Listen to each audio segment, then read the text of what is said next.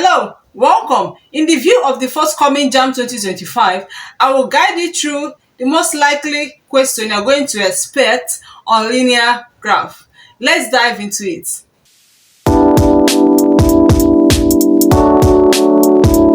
Number one question says, what is the average velocity of the sprinter whose velocity time graph is shown in the figure below?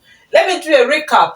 What is the average velocity of a sprinter whose velocity time graph is shown in the figure below? Now, looking at the diagram that we have, this is a velocity and time graph. Okay, for us to be able to get the average velocity, we are going to get the total distance covered and the total time. Okay, now the body started from rest actually, and it covers a certain acceleration with a velocity of 10 meters per second, with the time for the acceleration given as 2. Then the first thing that will come to our mind is to see how we can solve this problem.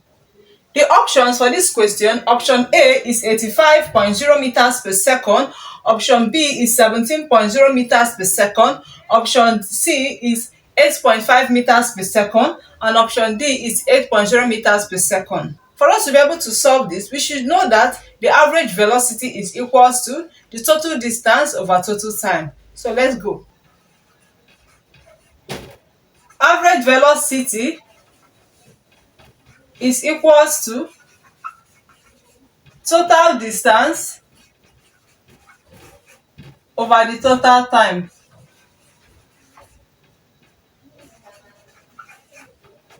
Okay, now what is total distance? Now this is the shape of a trapezium. We can use the area of a trapezium to get the total distance traveled from this diagram. Okay, then total distance traveled, I would say total distance is equals to, the formula is length bracket AB plus OC bracket AE. Now what do I mean? I have to label this by saying that this is what? A, B, C, D, and what? E, right? Now this is half AB. AB is the distance from this A to what? Point B, right? Then we find the difference between them here. Then OC is the distance from what? O and what? C. Alright, so let's dive into it. Now what do? We say that distance X is equals to half bracket, what's my AB? The difference is 8 minus 2, which is what? 6, plus my OC is 10 minus 0, which is what? 10, right? Then my AE is the height, that is A what? E. That is 10 minus 0, which is what? 10, right? Now we proceed again by saying that this is 1 over 2 bracket 6 plus 10 is going to give me what? 16. Okay, then multiply by what?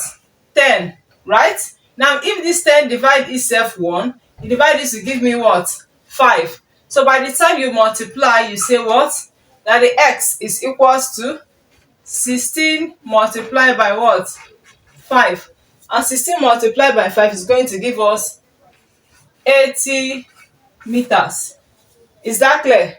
Alright, so let's solve for the time. For the total time, the total time taken in this question is 10 seconds. So we have total time to be what? 10 seconds, right? So how do we get the average velocity? Average velocity is equals to, my total distance is what?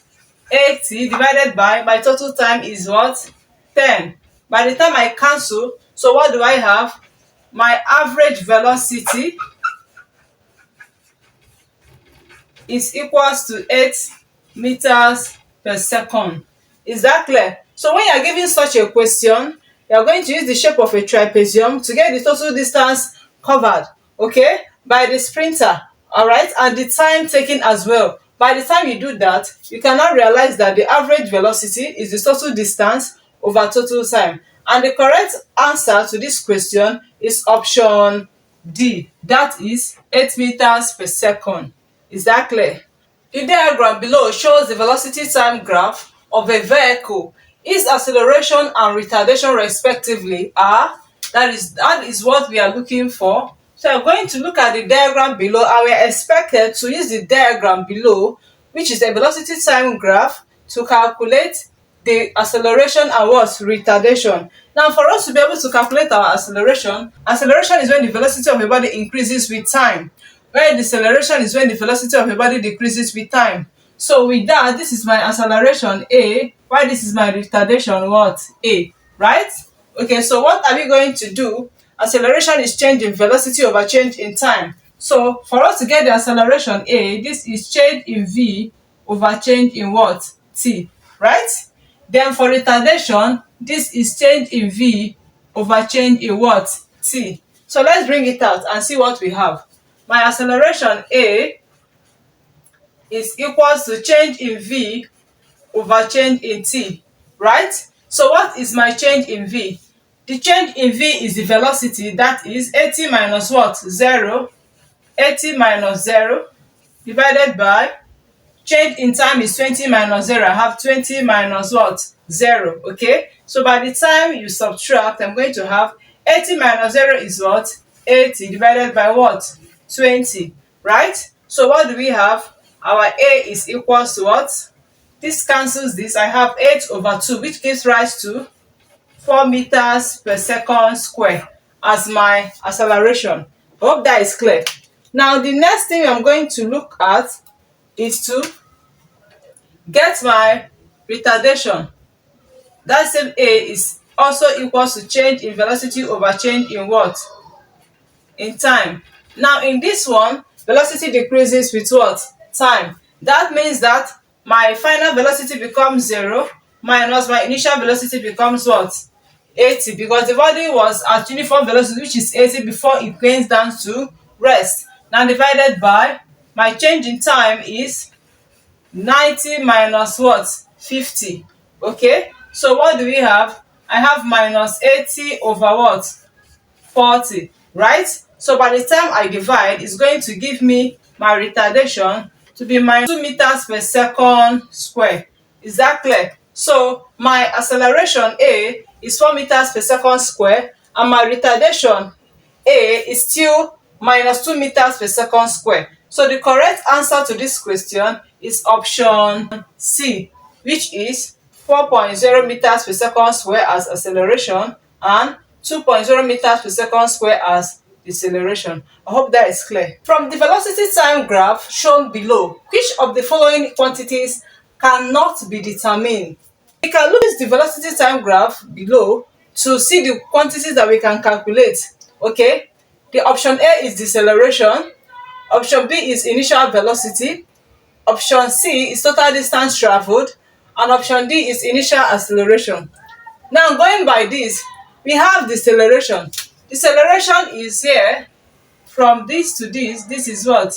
Deceleration. So we can get it with this velocity time graph. Okay, now the deceleration is change in velocity over change in what? Time. The next one is initial velocity. Initial velocity can be gotten because initial velocity from this graph is already 60, right? Now the total distance traveled, we can get our total distance traveled because we can use the shape of a trapezium to get the total distance traveled. Okay, now we can also say that this is what? The shape of a rectangle and the shape of what? A triangle. By the time we add them together, that gives us the total distance traveled.